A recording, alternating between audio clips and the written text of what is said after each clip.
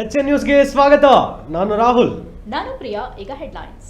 Karnataka motor ವಾಹನ ತೆರಿಗೆ ನಿರ್ಧಾರ ಎರಡನೇ ತಿದ್ದುಪಡಿ ವಿಧೇಯಕಕ್ಕೆ ವಿಧಾನ ಪರಿಷತ್ ಅನುಮೋದನೆ. ಸಾರಿಗೆ ಸಚಿವರ ಪರವಾಗಿ ಮಸೂದೆ ಮಂಡಿಸಿದ ಕಾರ್ಮಿಕ ಸಚಿವ ಸಂತೋಷ್ ಲಾಡ್. ಬಿಸಿಯೂಟ ನೌಕರರಿಗೆ ವೇತನ ಹೆಚ್ಚಳಕ್ಕೆ ಒತ್ತಾಯ ಹಾಗೂ ವಿವಿಧ ಬೇಡಿಕೆಗಳ ಈಡೇರಿಕೆಗೆ ಆಗ್ರಹ. ಸಿಐಟಿಯು ನೇತೃತ್ವದಲ್ಲಿ ಅಕ್ಷರ ದಾಸೋಹ ನೌಕರರ ಸಂಘ ಪ್ರತಿಭಟನೆ.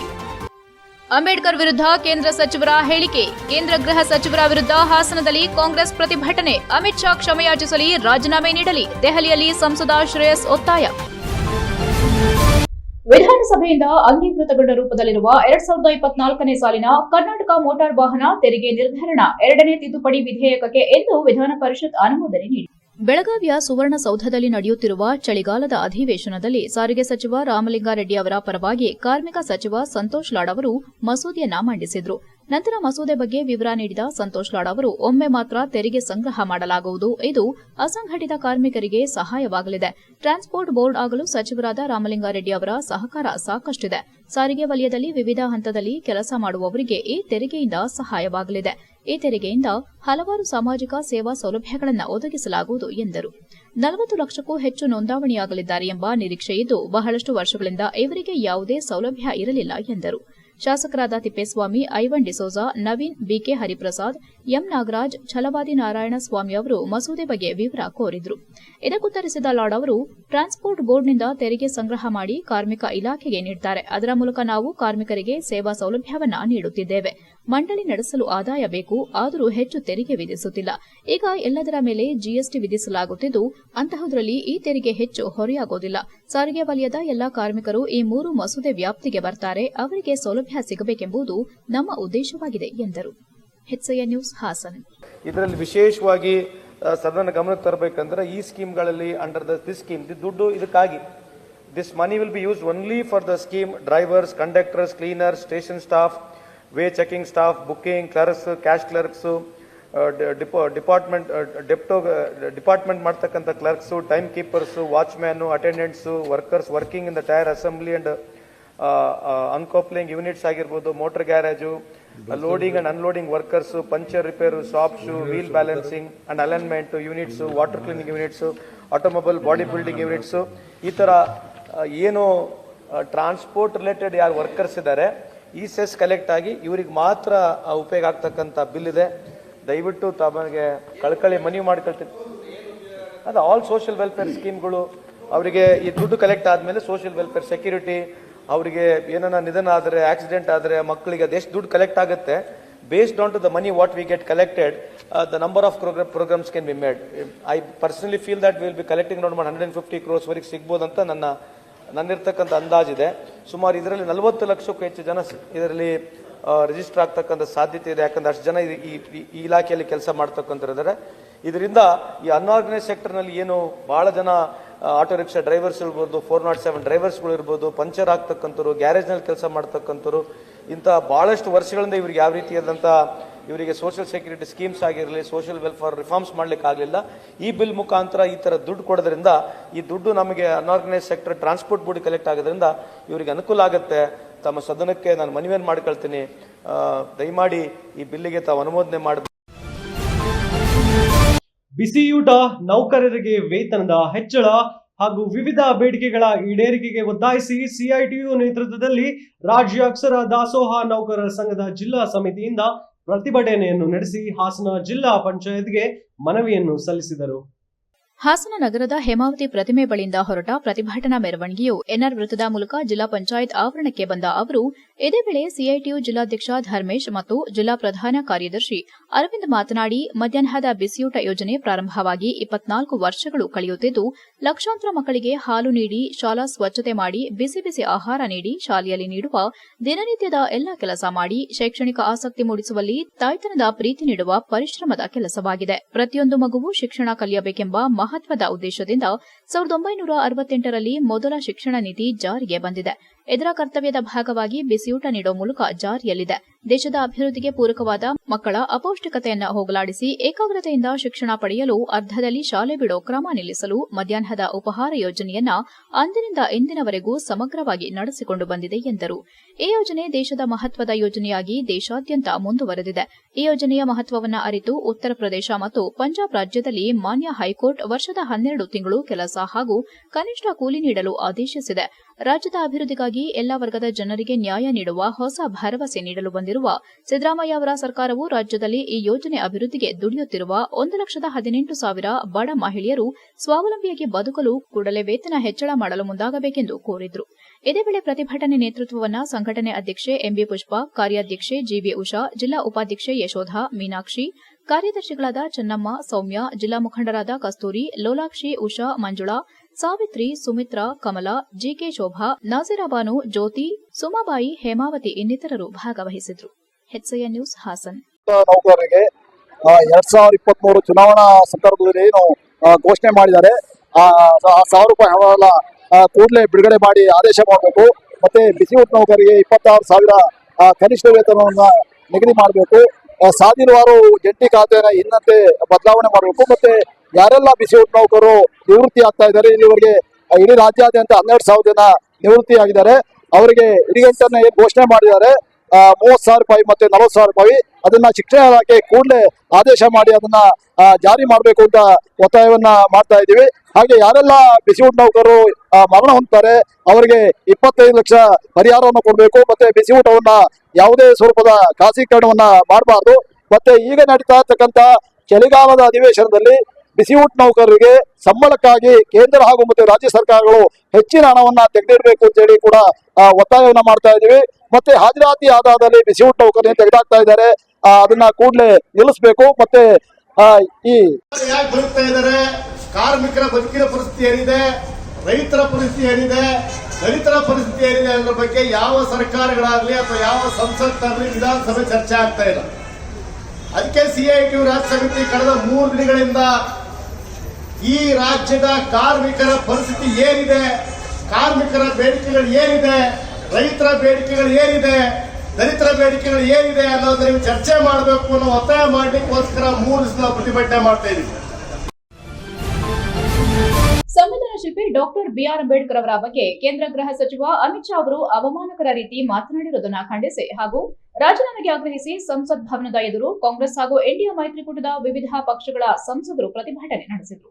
ಇದೇ ವೇಳೆ ಪರಿಶಿಷ್ಟ ಜಾತಿ ಘಟಕದ ಜಿಲ್ಲಾಧ್ಯಕ್ಷ ದೇವಪ್ಪ ಮಲ್ಲಿಗೆವಾಳ್ ಮಾಧ್ಯಮದೊಂದಿಗೆ ಮಾತನಾಡಿ, ಕೇಂದ್ರ ಗೃಹ ಸಚಿವರಾದಂತಹ ಅಮಿತ್ ಶಾ ಅವರು ಲೋಕಸಭೆಯಲ್ಲಿ ಅಂಬೇಡ್ಕರ್ ಅವರ ವಿರುದ್ದವಾಗಿ ಹೇಳಿಕೆ ನೀಡಿ ಆಕ್ರೋಶ ವ್ಯಕ್ತಪಡಿಸಿದ್ದಾರೆ.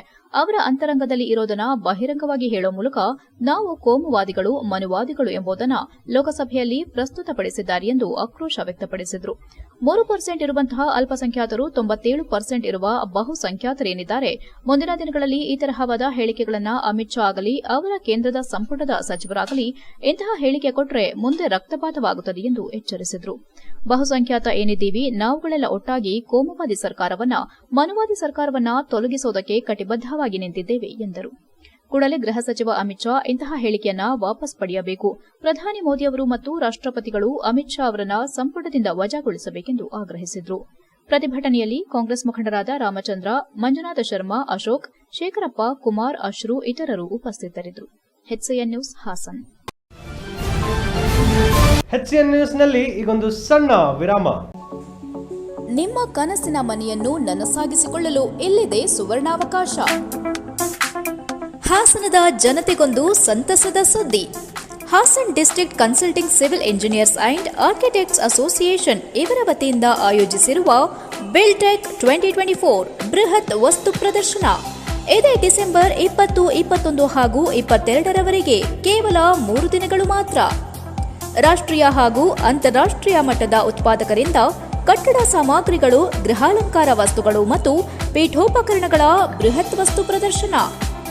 ನಿಮ್ಮ ಕನಸಿನ ಮನೆಯ ಅಂದವನ್ನ ಹೆಚ್ಚಿಸಲು ಹಾಗೂ ಆರಾಮದಾಯಕ ಪೀಠೋಪಕರಣಗಳಿಗಾಗಿ ಭೇಟಿ ಕೊಡಿ ಬಿಲ್ಟೆಕ್ ಬೃಹತ್ ವಸ್ತು ಪ್ರದರ್ಶನ. ಸ್ಥಳ Jnanakshi convention hall, BM road, Hassan. Phone number 9986814680.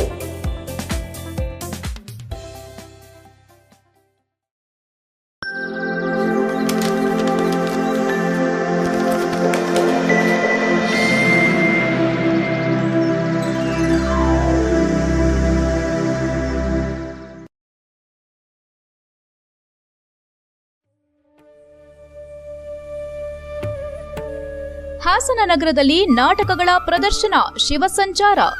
Shri Shivakumara ಕಲಾ ಸಂಘ, ತರಳಬಾಳು ಶಾಖಾಮಠ, ಸಾಣೇನಹಳ್ಳಿ, ಹೊಸದುರ್ಗ ತಾಲೂಕು, ಚಿತ್ರದುರ್ಗ ಜಿಲ್ಲೆ. ಅಖಿಲ ಭಾರತ ವೀರಶೈವ ಲಿಂಗಾಯತ ಮಹಾಸಭಾ ಹಾಸನ ತಾಲೂಕು ಘಟಕ, ರೋಟರಿ ಕ್ಲಬ್ ಹಾಸನ್ ಸನ್ರೈಸ್ ಇವರ ಸಂಯುಕ್ತಾಶ್ರಯದಲ್ಲಿ ನಾಟಕ ಬಂಗಾರದ ಮನುಷ್ಯ.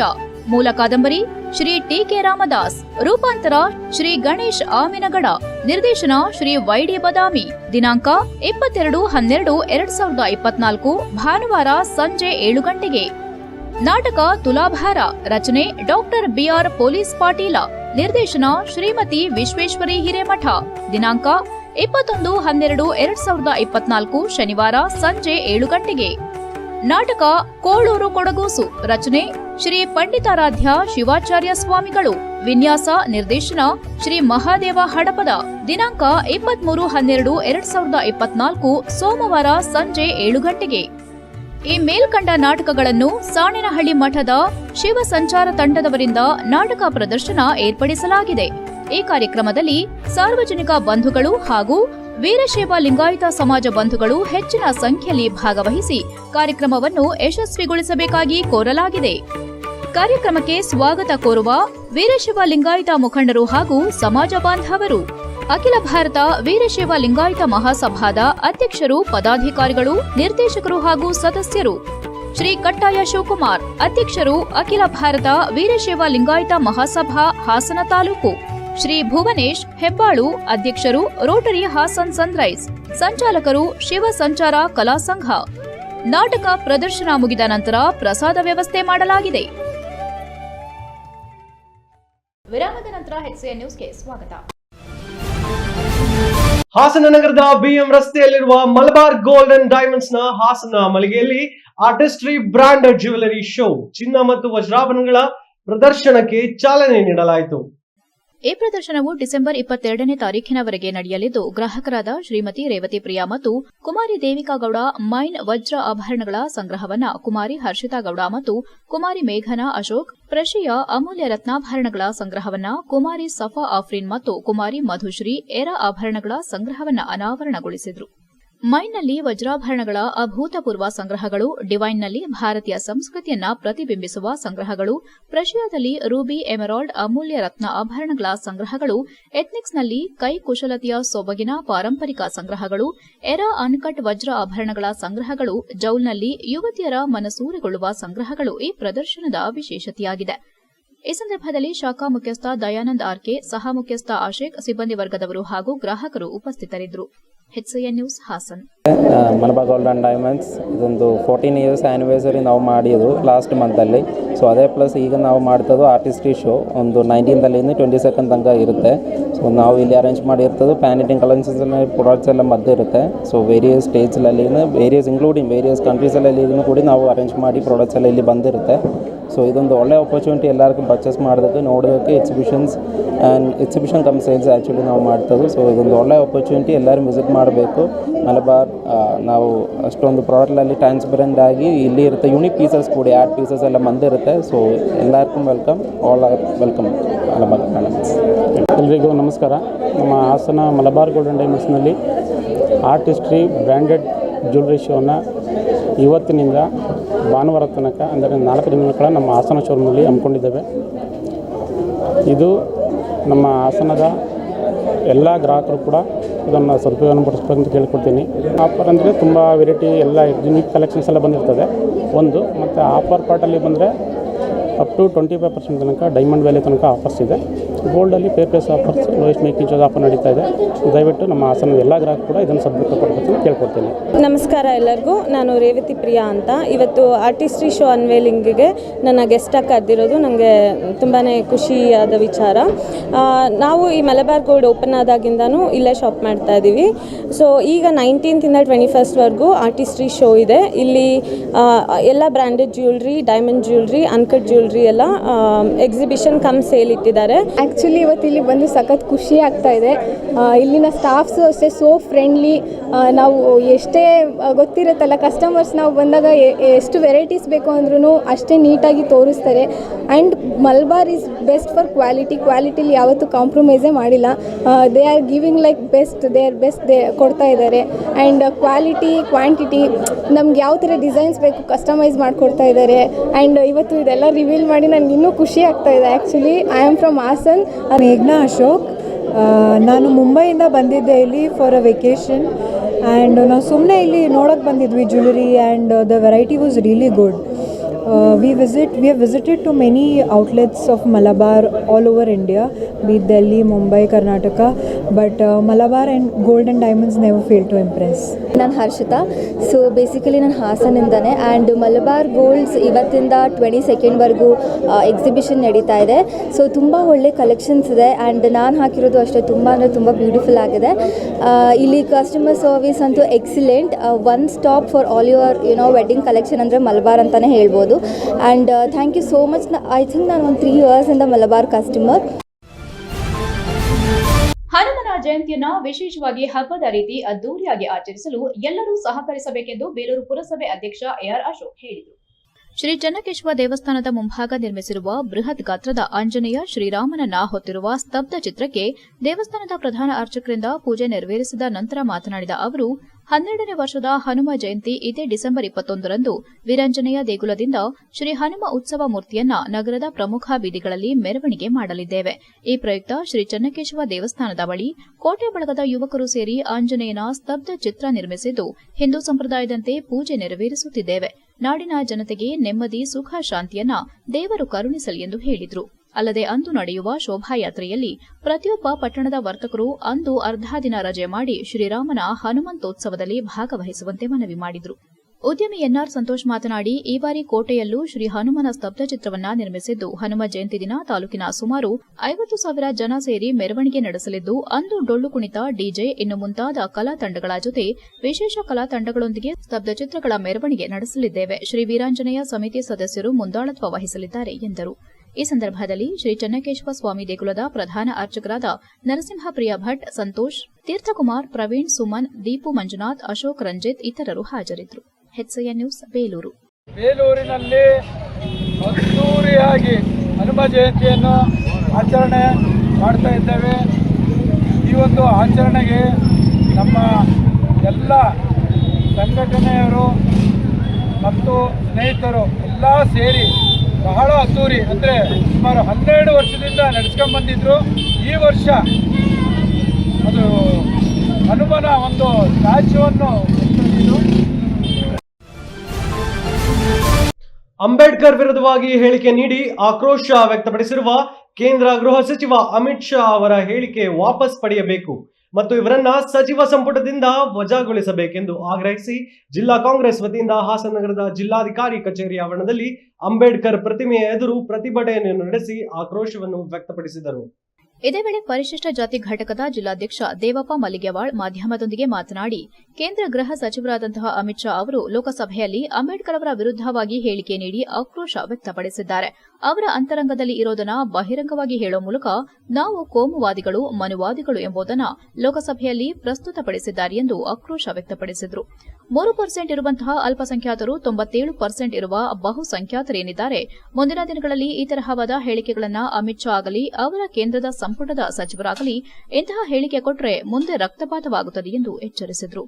ಬಹುಸಂಖ್ಯಾತ ಏನಿದ್ದೀವಿ, ನಾವುಗಳೆಲ್ಲ ಒಟ್ಟಾಗಿ ಕೋಮುವಾದಿ ಸರ್ಕಾರವನ್ನ, ಮನುವಾದಿ ಸರ್ಕಾರವನ್ನ ತೊಲಗಿಸುವುದಕ್ಕೆ ಕಟಿಬದ್ದವಾಗಿ ನಿಂತಿದ್ದೇವೆ ಎಂದರು.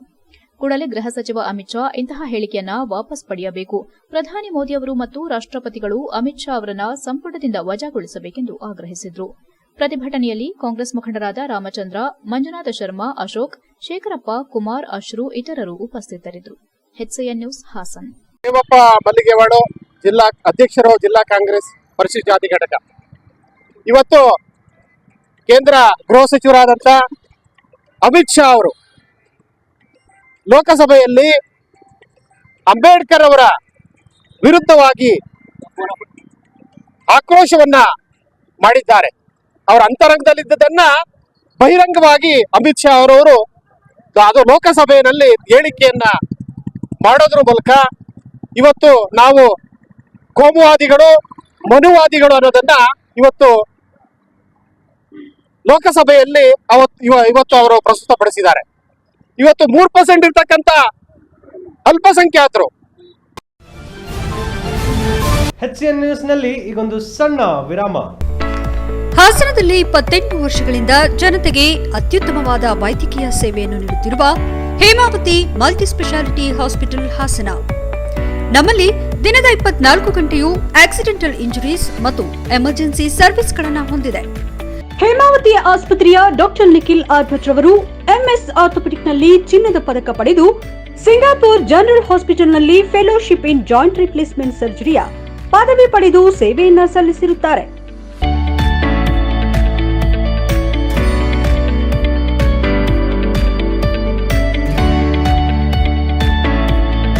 ನಮ್ಮಲ್ಲಿ ಆಂಬ್ಯುಲೆನ್ಸ್ ಸೇವೆಯೂ ಲಭ್ಯ. ಇನ್ನೇಕೆ ತಡ? ನೀವು ಯಾವುದೇ ಮೂಳೆ ಸಮಸ್ಯೆ ಹೊಂದಿದ್ದರೆ ಹಿಂದೆ ಭೇಟಿ ನೀಡಿ. ಹೇಮಾವತಿ ಮಲ್ಟಿ ಸ್ಪೆಷಾಲಿಟಿ ಹಾಸ್ಪಿಟಲ್, ಉತ್ತರ ಬಡಾವಣೆ, ಹಾಸನ. ವಿರಾಮದ ನಂತರ HCN ನ್ಯೂಸ್ಗೆ ಸ್ವಾಗತ. ಮುಸುಕಿನ ಜೋಳ ಕಟಾವು ಸಂದರ್ಭದಲ್ಲಿ ಕೊಳಕು ಮಂಡಲ ಹಾವು ಕೂಲಿ ಕಾರ್ಮಿಕನೊಬ್ಬನನ್ನ ಕಚ್ಚಿದ ಹಿನ್ನೆಲೆ ಕಾರ್ಮಿಕ ಧೃತಿಗೆಡದೆ ಹಾವನ್ನ ಹಿಡಿದು ಆಸ್ಪತ್ರೆಗೆ ತಂದ ಘಟನೆ ಬೇಲೂರಿನಲ್ಲಿ ನಡೆದಿದೆ. ಬೇಲೂರು ತಾಲೂಕಿನ ಹಾಸನ ರಸ್ತೆಯ ಹಾರೋಹಳ್ಳಿ ಗಡಿ ರೇಖೆಯಲ್ಲಿ ರೈತರೊಬ್ಬರ ಮುಸುಕಿನ ಜೋಳದ ಕಟಾವಿಗೆ ಬಂದ ಹಾವೇರಿ ಮೂಲದ 40 ವರ್ಷದ ಮುತ್ತು ಮುಸುಕಿನ ಜೋಳ ಕಟಾವು ಮಾಡುವ ಸಂದರ್ಭ ಕೊಳಕು ಮಂಡಲದ ಹಾವು ಕಚ್ಚಿದ್ದು, ಈ ಸಂದರ್ಭದಲ್ಲಿ ಗಮನಿಸಿದ ಕೂಲಿ ಕಾರ್ಮಿಕ ತಾನು ಧೃತಿಗೆಡದೆ ಕಚ್ಚಿದ ಜಾಗಕ್ಕೆ ಪ್ಲಾಸ್ಟಿಕ್ ಸುತ್ತಿಕೊಂಡು ಬಳಿಕ ಕಚ್ಚಿದ ಹಾವನ್ನ ಹಿಡಿದು ಬೇಲೂರು ಸರ್ಕಾರಿ ಆಸ್ಪತ್ರೆಗೆ ತೆಗೆದುಕೊಂಡು ಬಂದ ಸಂದರ್ಭ ಇಡೀ ಆಸ್ಪತ್ರೆಯಲ್ಲಿದ್ದವರು ಗಾಬರಿಯಾಗಿದ್ದಾರೆ. ಈ ಸಂದರ್ಭದಲ್ಲಿ ಆಸ್ಪತ್ರೆ ವೈದ್ಯಾಧಿಕಾರಿ ಡಾಕ್ಟರ್ ಅಕ್ಷತ್ ಗೌಡ ಪ್ರಾಥಮಿಕ ಚಿಕಿತ್ಸೆ ನೀಡಿದ ನಂತರ ಹೆಚ್ಚಿನ ಚಿಕಿತ್ಸೆಗೆ ಕೂಲಿ ಕಾರ್ಮಿಕರನ್ನ ಹಾಸನಕ್ಕೆ ಕಳುಹಿಸಿಕೊಡಲಾಯಿತು. HCN news Belur. ಹೆಸರು ಮುತ್ತಣ್ಣ ಅಂತೇಳಿ ಕೊಪ್ಪಳು ಅಂತೇಳಿ ವಿಲೇಜ್, ಅಲ್ಲಿಂದ ಬಂದಿರೋದು. ಅದೇನಂದ್ರೆ ತೋಟದಲ್ಲಿ ಕೆಲಸ ಮಾಡಿಸ್ಕೊಂತ ಇದ್ದಾಗ ಒಂದು ಮರಿ ತರ ಹೋಗಿದೆ, ತುಳಿದಿದೆ ಏನು. ಸೊ ಅದು ಕಡಿತಾ ಇಲ್ವೋ ಅವರಿಗೂ ಗೊತ್ತಾಗಿಲ್ಲ. ಅದಾದ್ಮೇಲೆ ನೋಡ್ಬಿಟ್ಟು ಅದನ್ನ ಸಾಯಿಸಿ ತಗೊಬಂದಿದ್ರು ಪ್ಯಾಕೆಟ್ ಅಲ್ಲಿ. ಅದು ನೋಡಿದಾಗ ಹಾವಿನ ಮರಿಯೋದು ಆಯ್ತಾ, ಹಾಗೆ ಕ್ರೇಟ್ ಅಂತ ಜನ ಸೇರುತ್ತದು, ಆ ತರ ಹಾವು ಮರಿಯೋದು. ಸೊ ಅದು ಹೆಂಗಿದೆ ಆ ಕ್ರೇಟು ಕೆಲವೊಮ್ಮೆ ಕಡ್ದಾಗ್ಲೂ ಗೊತ್ತಾಗೋದಿಲ್ಲ ಗುರುತು. ಸೊ ಆ ತರ ಕಡಿಯುತ್ತ ಮರಿ ಹುಡುಕದ್ವಿ ಅಂತ ತುಂಬಾ ಕಡ್ದಂಗೆ ಅನ್ನಿಸ್ತಿಲ್ಲ. ಆಮೇಲೆ ಪರೀಕ್ಷೆ ಮಾಡಿಸಿ ನೋಡಿದ್ವಿ, ಬ್ಲಡ್ ಟೆಸ್ಟ್ ಅವೆಲ್ಲ ಮಾಡಿಸಿದಾಗ ಮೈನರ್ ಚೇಂಜಸ್, ತುಂಬಾ ಹೆವಿ ಚೇಂಜಸ್ ಏನಿರಲಿಲ್ಲ. ಬ್ಲಡ್ ಯೂಸಲಿ ಕ್ಲಾಟ್ ಆಗಬೇಕು 20 ಸೆಕೆಂಡ್ ಒಳಗಡೆ, 20 ನಿಮಿಷದೊಳಗೆ ಕ್ಲಾಟ್ ಆಗಿತ್ತು ಬ್ಲಡ್. ಹಾಸನ ನಗರದ ಜಿಲ್ಲಾ ಕಾಂಗ್ರೆಸ್ ಕಚೇರಿಯಲ್ಲಿ ಮಾಜಿ ಶಾಸಕ ಎನ್ ಸಂಪಂಗಿಯ ಅಧ್ಯಕ್ಷತೆಯಲ್ಲಿ ಬುಧವಾರದಂದು ನಡೆದ ಜಿಲ್ಲಾ ಉಸ್ತುವಾರಿ ಸಭೆಯಲ್ಲಿ ಕಾಂಗ್ರೆಸ್ ಮುಖಂಡರು ಹಾಗೂ ಕಾರ್ಯಕರ್ತರಿಂದ ಅಸಮಾಧಾನ ಹೊರಹಾಕಿದ್ದಲ್ಲದೆ ಕೆಲ ಸಮಯ ವಾಗ್ವಾದ ಉಂಟಾಯಿತು. ಇದೇ ವೇಳೆ ಕಾಂಗ್ರೆಸ್ ಜಿಲ್ಲಾ ಉಸ್ತುವಾರಿ ಹಾಗೂ ಮಾಜಿ ಶಾಸಕ ಸಂಪಂಗಿ ಮಾತನಾಡಿ, ಪಕ್ಷವನ್ನ ಯಾರು ನಿಷ್ಠೆಯಿಂದ ಕಟ್ಟುತ್ತಿದ್ದಾರೆ ಅವರ ಹೆಸರು ನಮಗೆ ಕೊಡಿ. ಯೂತ್ ಕಾಂಗ್ರೆಸ್ ಇದರಲ್ಲಿ ಯಾರು ಆಕ್ಟಿವ್ ಇದ್ದಾರೆ, ಆಯ್ಕೆಯಾದ ಮೇಲೆ ಅವರ ಪದಾಧಿಕಾರಿಗಳು ಯಾರಿದ್ದಾರೆ ನಮಗೆ ಮಾಹಿತಿ ಕೊಡಬೇಕು. ರಾಜ್ಯದಲ್ಲಿ ಈಗಾಗಲೇ ಕರೆದಿದ್ದು, ಬೆಂಗಳೂರು ಬೋರ್ಡ್ಗಳಿಗೆ ಎಲ್ಲವುದಕ್ಕೆ ನಾಮಿನೇಷನ್ ಮಾಡೋದಕ್ಕೆ ಕರೆದಿದ್ದು, ಸಿದ್ದರಾಮಯ್ಯ ಅವರು ಕಮಿಟಿಯೇ ಮಾಡಿದ್ದಾರೆ. ನಮ್ಮ ಕಡೆಯಿಂದ ಎಷ್ಟು ಜನ ಬೇಕೆನ್ನೋ ಬಗ್ಗೆ ಮಾಹಿತಿ ಬೇಕಾಗಿದೆ ಎಂದರು. ಕಾಂಗ್ರೆಸ್ ಪಕ್ಷದ ಜಿಲ್ಲಾಧ್ಯಕ್ಷ ಲಕ್ಷ್ಮಣ್ ಮಾತನಾಡಿ, ನಿಮ್ಮೆಲ್ಲರ ಸಮಸ್ಯೆಗಳನ್ನ ಹೇಳಿ ಆಲಿಸೋದಕ್ಕೆ ಜಿಲ್ಲಾ ಉಸ್ತುವಾರಿಯಾಗಿ ಮಾಜಿ ಶಾಸಕ ಸಂಪಂಗಿ ಅವರು ಇಲ್ಲಿಗೆ ಬಂದಿದ್ದು, ಏನೇ ಇದ್ರೂ ಒಬ್ಬೊಬ್ಬರಾಗಿ ಹೇಳಬಹುದು ಎಂದರು. ಯಾರೋ ಮಂತ್ರಿ ಹಿಂದೆ ಇರ್ತಾರೆ, ಅವರೇ ಎಲ್ಲವನ್ನ ಆರಿಸಿ ಬಿಡ್ತಾರೆ. ನಾವು ಕಳುಹಿಸಿದ ಪಟ್ಟಿ ಯಾರು ಕಳುಹಿಸೋದಿಲ್ಲ, ಯಾರು ಹೋಗ್ತಾರೆ ಅವರು ಬರೆಸಿಕೊಂಡು ಬರ್ತಾರೆ ಎಂದು ಬೇಸರದಲ್ಲಿ ಹೇಳಿದಾಗ ಗೊಂದಲ ಉಂಟಾಯಿತು. ಅಬ್ದುಲ್ ಸಮಾದ್ ಮಾತನಾಡಿ, ಕಾಂಗ್ರೆಸ್ ಜಿಲ್ಲಾಧ್ಯಕ್ಷರಿಗೆ ಗೌರವ ಇಲ್ಲ ಎಂದ ಮೇಲೆ ನೀವು ಏಕೆ ಜವಾಬ್ದಾರಿ ತೆಗೆದುಕೊಳ್ತೀರಾ? ಕೆಪಿಸಿಸಿ ನಿರ್ದೇಶನದಂತೆ ಮಾಡಬೇಕು, ನಮ್ಮನ್ನ ಗೌರವಯುತವಾಗಿ ಯಾವತ್ತೂ ನಡೆದುಕೊಂಡಿಲ್ಲ ಎಂದು ಅಧ್ಯಕ್ಷರ ವಿರುದ್ಧ ಜಿಲ್ಲಾ ಉಸ್ತುವಾರಿ ಎದುರೇ ವಾಗ್ವಾದ ಉಂಟಾಯಿತು. ಪಾರ್ಟಿ ಬೇಸಿಕ್ನಿಂದ ಕೆಲಸ ಮಾಡುವವರು ಯಾರೂ ಇಲ್ಲ, ಇದ್ರೂ ಬರೋದಿಲ್ಲ. ಹಾಸನದಲ್ಲಿ ಅಷ್ಟೊಂದು ಕೊರತೆ ಆಗಿದೆ. ದಯಮಾಡಿ ಪಾರ್ಟಿಯಲ್ಲಿ ಬೇಸಿಕ್ನಿಂದ ಪಕ್ಷ ಕಟ್ಟಬೇಕು, ಆ ನಿಟ್ಟಿನಲ್ಲಿ ನೀವು ವ್ಯವಸ್ಥೆ ಮಾಡಿಕೊಡಬೇಕಾಗಿದೆ ಎಂದು ನಗರಸಭೆ ಮಾಜಿ ಸದಸ್ಯ ಹಾಗೂ ಕಾರ್ಯಕರ್ತರು ಹೇಳಿದರು. ಸಭೆ ವೇಳೆ ಇಷ್ಟೊಂದು ಗೊಂದಲ ಕಂಡುಬಂದಾಗ ಮಾಧ್ಯಮದವರನ್ನ ಕಾಂಗ್ರೆಸ್ ಮುಖಂಡರೇ ಕರೆಸಿಕೊಂಡು ಅವರೇ ಗೊಂದಲಕ್ಕೀಡಾದ ಘಟನೆ ಸಂಭವಿಸಿತು. ಸಭೆಯಲ್ಲಿ ಕೆಪಿಸಿಸಿ ಪ್ರಧಾನ ಕಾರ್ಯದರ್ಶಿ ವಿಜಯಕುಮಾರ್, ಕಾಂಗ್ರೆಸ್ ಜಿಲ್ಲಾಧ್ಯಕ್ಷ ಲಕ್ಷ್ಮಣ್, ಶ್ರೀನಿವಾಸ ಮೂರ್ತಿ, ಅಬ್ದುಲ್ ಸಮಾದ್, ಪಕ್ಷದ ಮುಖಂಡರಾದ ಬನವಾಸೆ ರಂಗಸ್ವಾಮಿ, ಮಂಜುನಾಥ್ ಶರ್ಮಾ, ಅಬ್ದುಲ್ ಕಾಹಿಂ, ಅಶೋಕ್, ಶಿವಕುಮಾರ್, ಗೊರೂರು ರಂಜಿತ್ ಇತರರು ಉಪಸ್ಥಿತರಿದ್ದರು. HCN news Haasan.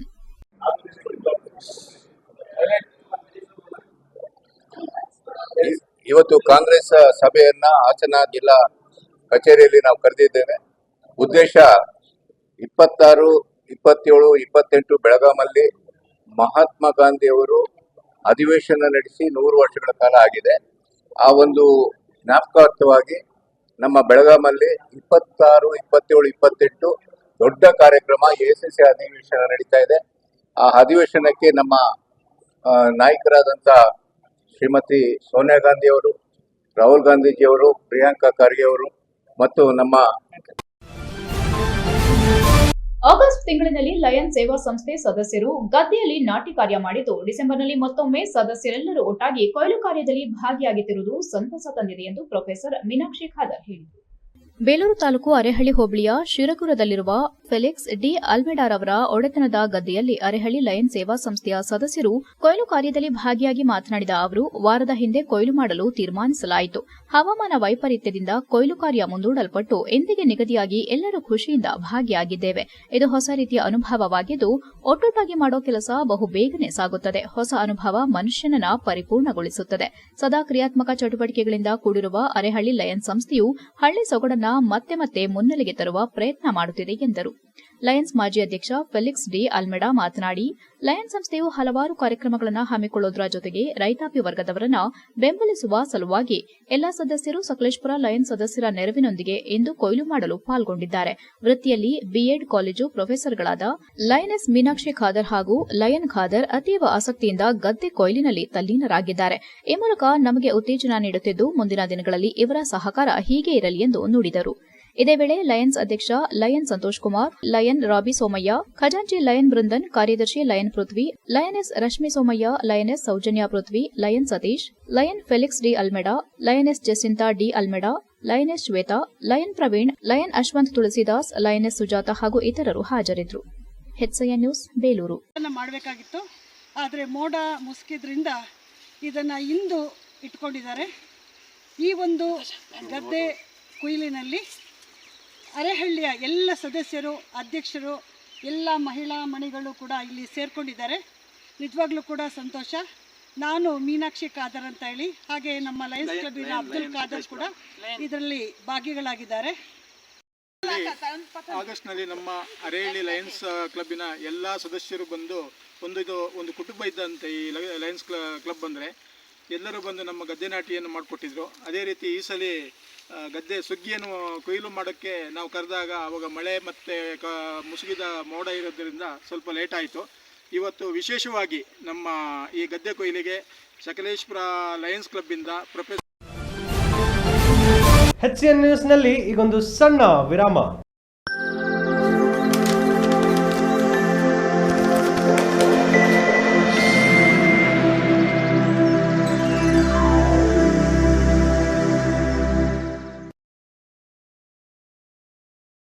ವಿರಾಮದ ನಂತರ HCN ನ್ಯೂಸ್ಗೆ ಸ್ವಾಗತ. ಶಿಕ್ಷಕರು ಮಕ್ಕಳಿಗೆ ಪ್ರೀತಿಯನ್ನು ನೀಡಿದರೆ ವಿದ್ಯಾರ್ಥಿಗಳು ಸಮಾಜದ ದೊಡ್ಡ ಆಸ್ತಿಯಾಗಿ ಬೆಳೆಯುತ್ತಾರೆ ಎಂದು ಅದಮಾರು ಮಠ ಉಡುಪಿಯ ಹಿರಿಯ ಯತಿಗಳಾದ ಶ್ರೀ ವಿಶ್ವಪ್ರಿಯ ತೀರ್ಥ ಸ್ವಾಮೀಜಿಗಳು ತಿಳಿಸಿದರು. ಬೇಲೂರು ಪಟ್ಟಣದ ರೋಟರಿ ನರ್ಸರಿ ಮತ್ತು ಪೂರ್ಣಪ್ರಜ್ಞಾ ಪ್ರಾಥಮಿಕ ಹಾಗೂ ಪ್ರೌಢಶಾಲೆಯಲ್ಲಿ ಹಮ್ಮಿಕೊಂಡಿದ್ದ ವಾರ್ಷಿಕೋತ್ಸವ ಕಾರ್ಯಕ್ರಮದಲ್ಲಿ ಆಶೀರ್ವಚನ ನೀಡಿದ ಶ್ರೀಗಳು, ಮಕ್ಕಳು ಮನೆಯಿಂದ ಹೊರಹೋಗುವಾಗ ತಂದೆ ತಾಯಿ ಆಶೀರ್ವಾದ ಪಡೆಯೋದನ್ನ ಚಿಕ್ಕ ವಯಸ್ಸಿನಿಂದಲೇ ಕಲಿಯಬೇಕು. ಆಗ ಒಳ್ಳೆಯ ಸಮಾಜ ನಿರ್ಮಾಣವಾಗೋದ್ರಲ್ಲಿ ಯಾವುದೇ ಸಂದೇಹವಿಲ್ಲ. ಆ ನಿಟ್ಟಿನಲ್ಲಿ ಪ್ರತಿಯೊಬ್ಬ ಮಕ್ಕಳು ಶಾಲೆಯಿಂದ ಬರುವಾಗ, ಹೊರಗಡೆ ಹೋಗುವಾಗ ತಂದೆ ತಾಯಿ ಹಿರಿಯರ ಆಶೀರ್ವಾದ ಪಡೆದುಕೊಳ್ಳಿ ಎಂದು ಕಿವಿಮಾತು ಹೇಳಿದ್ರು. ಪೋಷಕರು ಸದಾಕಾಲವೂ ಬಿಡುವಿಲ್ಲದಂತಿದ್ರೆ ಮಕ್ಕಳಿಗೆ ಪ್ರೀತಿ ತೋರಿಸುವವರ್ಯಾರು? ಮಕ್ಕಳ ಪ್ರೀತಿಗೂ ಸಮಯ ಮೀಸಲಿಡಬೇಕು. ಆಗ ಮಾತ್ರ ಮಕ್ಕಳು ಕೊನೆ ತನಕ ನಮ್ಮೊಂದಿಗಿರಲು ಸಾಧ್ಯವಾಗುತ್ತದೆ. ಶಾಲೆಯಿಂದ ಬರುವಾಗ ಹೋಗುವಾಗ ತಂದೆ ತಾಯಿ ಜೊತೆಯಲ್ಲಿದ್ದು ನೋಡಿಕೊಳ್ಳಿ. ಆಗ ನೋಡಿ, ಒಬ್ಬರು ನರೇಂದ್ರ ಮೋದಿ ಅಲ್ಲ, ಒಬ್ಬರು ಲಾಲ್ ಬಹದ್ದೂರ್ ಶಾಸ್ತ್ರಿ ಅಲ್ಲ, 140 ಕೋಟಿ ಲಾಲ್ ಬಹದ್ದೂರ್ ಶಾಸ್ತ್ರಿಗಳಂತಹ ದೇಶಕ್ಕೆ ಮಕ್ಕಳು ತಯಾರಾಗ್ತಾರೆ ಎಂದರು.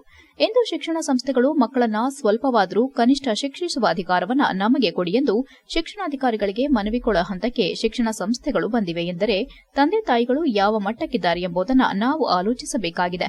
ಸಿದ್ದರಾಮ್ ಇದಕ್ಕೆ ಅವಕಾಶ ಕೊಡಬಾರದು. ನಾವು ಮಗುವನ್ನ ಹೆದರಿಸದೇ ಇದ್ರೆ ಮಕ್ಕಳು ಉತ್ತಮರಾಗಿ ಸಮಾಜದಲ್ಲಿ ಬೆಳೆಯಲು ಹೇಗೆ ಸಾಧ್ಯ? ಹೌದು, ಮಕ್ಕಳ ಮನಸ್ಥಿತಿ ತುಂಬಾನೇ ಸೂಕ್ಷ್ಮವಾಗಿದೆ.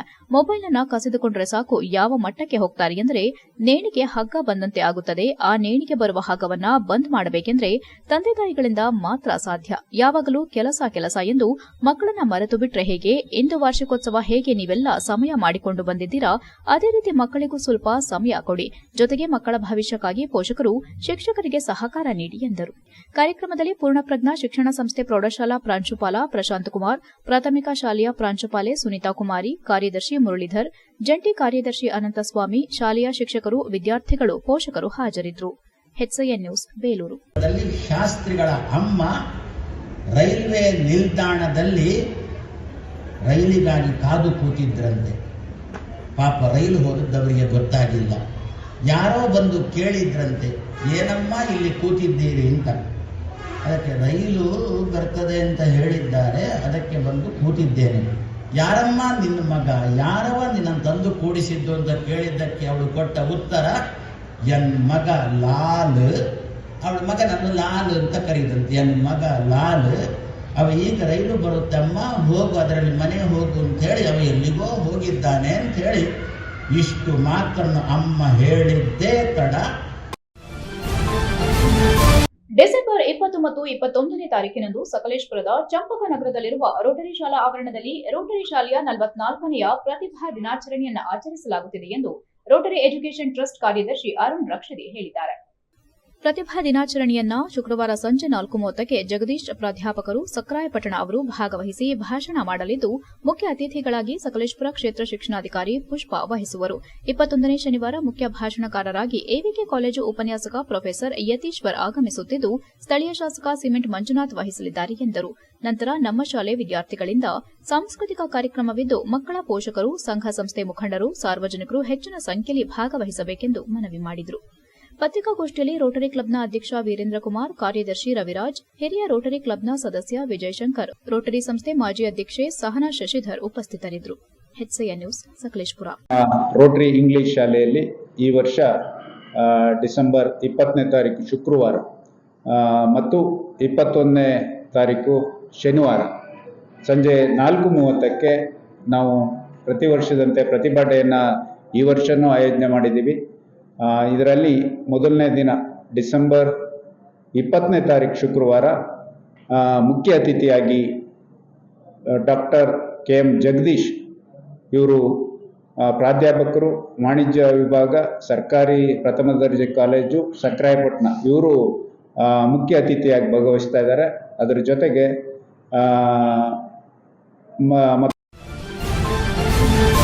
ರಾಷ್ಟ್ರೀಯ ಹೆದ್ದಾರಿ 75ರ ಸುಂಕ ವಸೂಲಾತಿ ವಿರುದ್ಧ ಮಾಡಿದ್ದ ಹೋರಾಟಕ್ಕೆ ಎಲ್ಲ ಕನ್ನಡಪರ ಸಂಘಟನೆಗಳು ಹಾಗೂ ಸಾರ್ವಜನಿಕರು ಬಂದು ಸಹಕರಿಸಿ ಕೈಜೋಡಿಸಿದ್ದು, ನಮ್ಮ ಈ ಹೋರಾಟಕ್ಕೆ ತಕ್ಕ ಪ್ರತಿಫಲ ಸಿಕ್ಕಿದೆ.